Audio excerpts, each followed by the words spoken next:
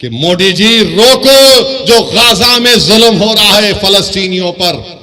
सुनो मुख्यमंत्री, मैं फलस्तीन का झंडा तिरंगे के साथ लगा के आया हूं और ये जालिम, ये ज़ायनिस्ट लोग कहती हैं गाजा के लोगों से कि तुम नॉर्थ गाजा से निकलकर साउथ गाजा में चले जाओ। मैं फलस्तीन के लिए खड़ा हूं और खड़ा रहूंगा इंशाअल्लाह ताला। आज मालूम हुआ, अखबारात और मीडिया कहता है कि गाजा में 1537 फलस्तीनियों की जानें चली गई, जिसमें 500 बच्चे थे, 275 खवातीन हैं, 6612 जख्मी हैं। ये सिर्फ 6 दिन की बात कर रहा हूं मैं आपसे। और ये दुनिया जो बड़ी ह्यूमन राइट्स की बात करती है, ये दुनिया जो बड़े फंडामेंटल राइट्स की बात करती है, हुकूक की बात करती है, आज ये बड़े बड़े मुमालिक आज खामोश बैठे हैं, गूंगे हो चुके हैं, अंधे बन चुके हैं, बहरे बन चुके हैं कि जिस सरजमीन के पास कुछ नहीं है, आज आपने वहां पर 6 दिन में 6000 बम बरसाए, 1537 लोगों की जानें चली गई, 500 मासूम बच्चे, 275 खवातीन की मौत और 6612 लोग जख्मी है। पीने का पानी नहीं है 20 लाख 21 लाख लोगों के पास। अगर आपके पास 2 दिन पानी खराब आया तो आप 25 फोन करते अपने सियासी नुमाइंदों को, मंजलिस के जिम्मेदारों को कि आके देखो जरा पानी पी के बताओ।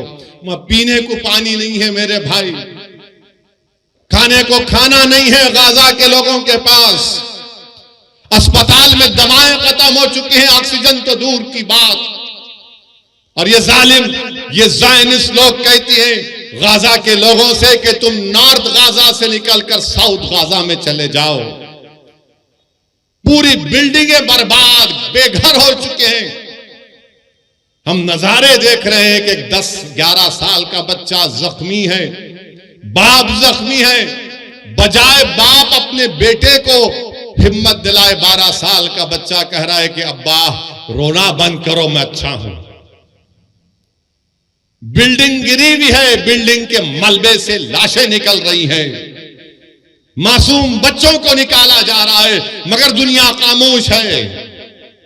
दुनिया खामोश है। जो बड़ी बड़ी बातें करते हैं ये दौलतमंद मुमालिक, क्योंकि मरने वाला फलस्तीनी है।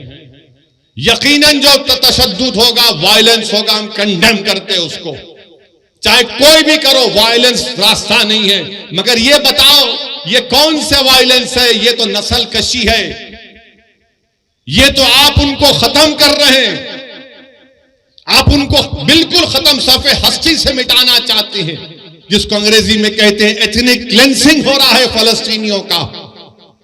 मगर लाखों सलाम वो गाजा के बहादुरों पर, जो गाजा के बहादुरों पर जो आज भी लड़ रहे हैं, कल भी लड़ेंगे। मगर हम हमारे वजीर आजम से कहना चाहेंगे कि मोदी जी रोको जो गाजा में जुल्म हो रहा है फलस्तीनियों पर। आपने कहा कि India stands in solidarity with the Palestinian people, तो सॉलिडारिटी दिखाओ, रोको उन लोगों को। 21 लाख में से 10 लाख लोग बेघर हो चुके हैं। वो शैतान नेतन्याहू जालिम है, वॉर क्रिमिनल है, वो जो ढकेल रहा है फलस्तीनियों को, ढकेल रहा है कि घरों को बर्बाद, 6000 बम गिराए गए। हम भारत के वजीर आजम को बताना चाह रहे कि महात्मा गांधी ने क्या कहा था। गांधी ने कहा था कि ये फलस्तीन अरबों का है, जिस तरह अंग्रेजों के लिए बर्तानिया है, फ्रेंच के लिए फ्रांस है, ये अरबों की जमीन है, ये अरबों की जमीन है, गांधी ने कहा था। मगर अफसोस की बात यह है कि आज हमारी हुकूमत खामोश बैठी हुई है। क्यों खामोश बैठी हुई है? अगर हम पूरी दुनिया में एक सुपर पावर बनना चाहते हैं, अगर हम अक़वाम मुत्तहिदा की सिक्योरिटी काउंसिल में मेंबरशिप चाहते हैं वोटिंग राइट के साथ, तो फिर हमारी हुकूमत को, हमारे मुल्क को ये जो वार क्राइम्स इजराइल कर रहा है उसकी मजम्मत करनी चाहिए। जो फलस्तीनियों को गाजा से निकाला जा रहा है उनकी मदद करनी चाहिए, रोकना चाहिए। अरे उनको पानी दो, दवा दो, लाइट दो। ये कौन सा जुल्म है कि तुम उनको मार रहे हो? बेहतरीन से बेहतरीन हथियार अमेरिका दे रहा है, अरे आप इन पर हथियार बरसा रहे। मेरे अजीज दोस्तों और बुजुर्गों, अभी हमारे मुल्क के चीफ मिनिस्टर ने कह दिया, क्या कहा उन्होंने कि अगर कोई फलस्तीन का नाम लेगा तो उसको बुक कर दो। सुनो मुख्यमंत्री, मैं फलस्तीन का झंडा तिरंगे के साथ लगा के आया, मैं फलस्तीन के लिए खड़ा हूं और खड़ा रहूंगा इंशाअल्लाह ताला।